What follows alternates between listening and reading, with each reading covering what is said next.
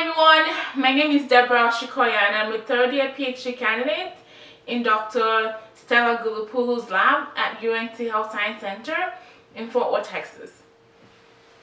Recently, I won a 3-minute thesis competition, and as part of my award, give tips about how I prepared and what a 3-minute thesis competition is.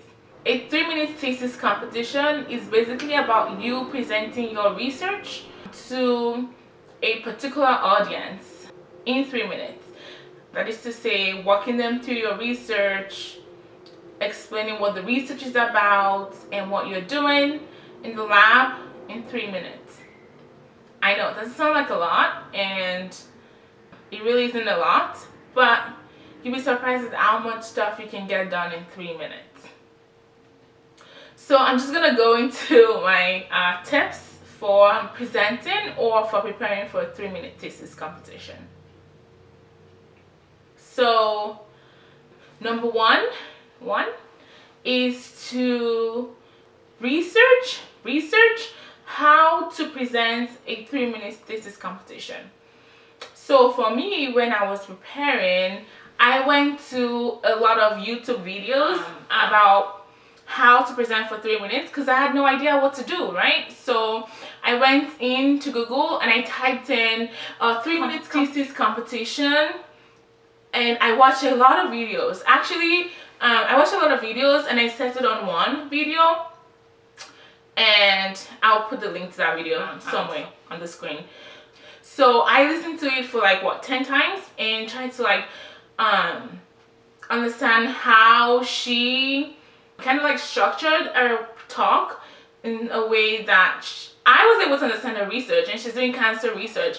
Well, granted, cancer research is pretty well popular, but I was really impressed by how she presented her research, and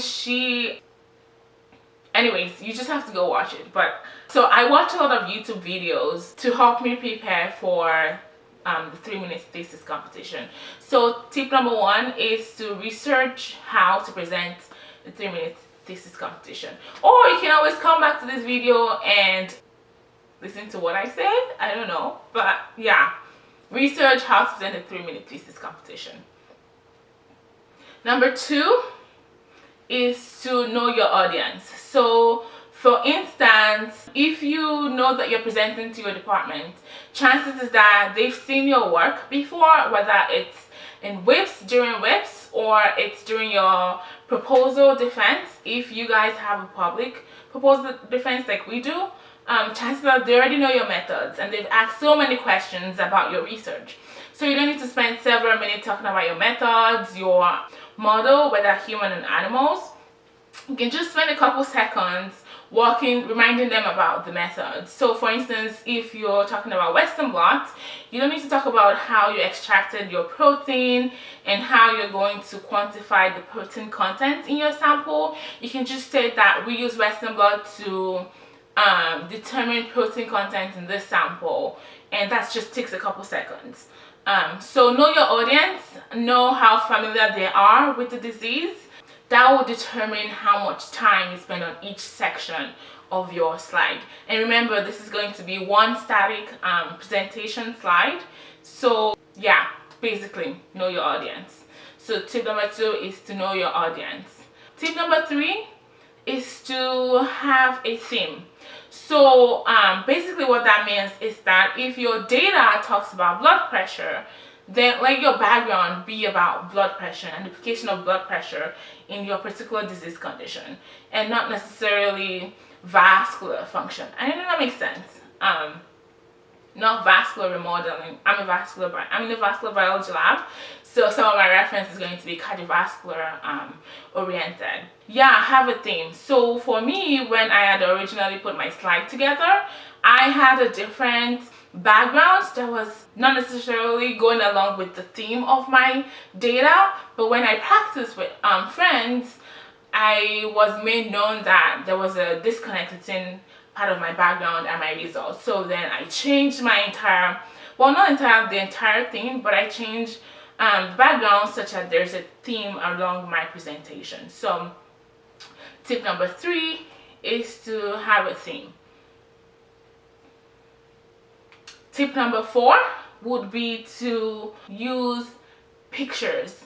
You know what they say, a picture says 1,000 words. And I don't know about you, but when I see like a lot of words on slide, it's probably because of my training.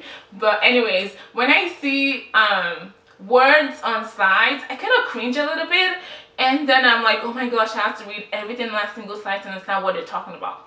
But if I see a picture, then I can quickly connect the dots with my own words. And it helps me pay attention more to what the speaker is talking about. So when you can, use pictures instead of words for that one presentation slide, because I mean, words takes up so many space, and the picture won't take a lot of space, and you're going to have more white background, if you will, in your presentation, and everyone loves white space. So have a theme when you can. So use pictures instead of words. So my tip number 4 would be to use pictures instead of words when doing your presentation. Tip number 5 is to practice. So practice. I know a lot of us don't like hearing our own voice when we talk. We get tired of saying the same thing over and over, but trust me, practicing helps a lot. And again, you have only 3 minutes, right? Well, 3 minutes. You don't want to spend a total of like 30 seconds just saying and what, and I say and what a lot in this video, and I apologize for that. But when you're presenting your 3 minutes presentation, you want to practice as often and as much as you can, so that you don't need space fillers, because those seconds are precious. You have to use them to talk about your research in a concise manner. So practice, and practicing helps you not to talk too fast. Practicing helps you to know when to pause in between key points, and it helps you to know how to use your pitch to convey importance and relevance of your data. So I recommend practicing with colleagues, because for us it was a part of a class, and so we're not allowed to have our major professors or professors in the department help us prepare. So what I did was I spoke with some of the people that I respect, some of the students that I respect in the department, and I asked them to help me prepare for the competition. And as I mentioned earlier, one of the students that I asked for helped me realize that my theme was wrong. So definitely practice with your friends, with colleagues. They're just as smart as you are, if not smarter. So don't feel intimidated or have pride in asking for help and guidance from your colleagues. So tip number 5. So tip number 5 is to practice. So now I'm on to tip number 6. So with tip number 6, I'm going to say that you should have a timer when you practice, because when I spoke with a couple of friends before the presentation, a couple of them were like, oh, it's only I was 4 minutes over, and I think it's going to be fine. And in my head, I'm thinking, are you kidding me? But of course, I didn't say that. Maybe I shouldn't say that in this video.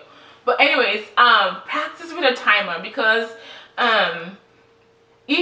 chances are that if you're right on the dot when you practice, you're probably going to go under during the actual presentation, because you're going to forget words.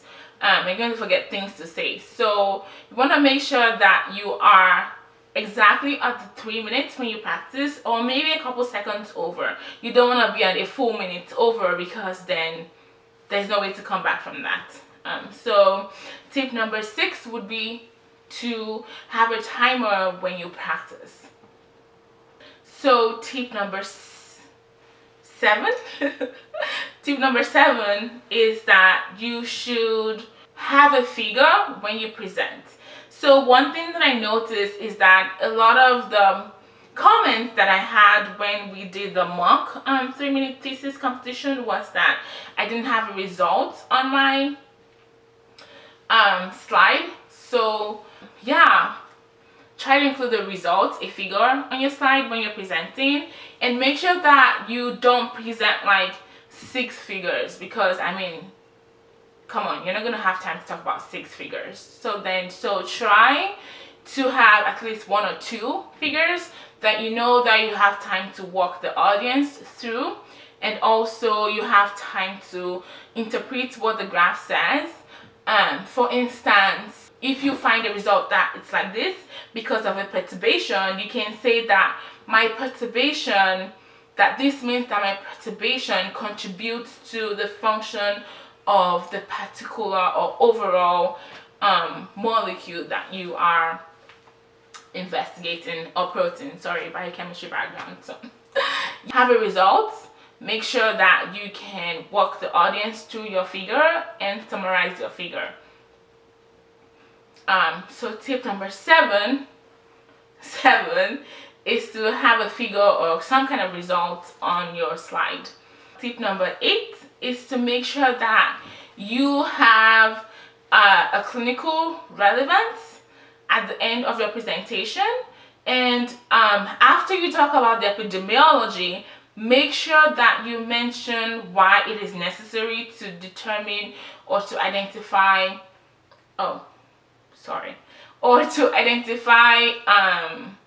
factors contributing to that condition. I don't know if that makes sense. Make sure that you have a significance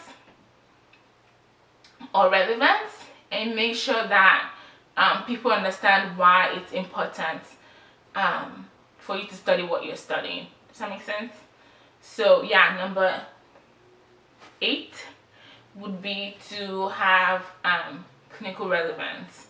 Just to reiterate that your work is really important. I know you're excited about it, but you have to make other people excited about it. That way they are more likely to pay attention to what you're presenting. And once people pay attention to what you're presenting, the chances are that they're going to understand what you're talking about, and of course that's going to mean more points on that score sheet or scoreboard.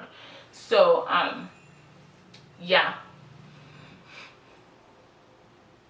and I think that's all the tips that I have for now. If I remember anything, I will put it in the comment section. And if you have any question about how I presented or how I went about it, just let me know in the comment section below, and I'll try to address it as best as I can. So thank you guys so much for listening and for paying attention to me talk about how I presented or how I prepared for my project and my thesis competition. So thank you. Bye.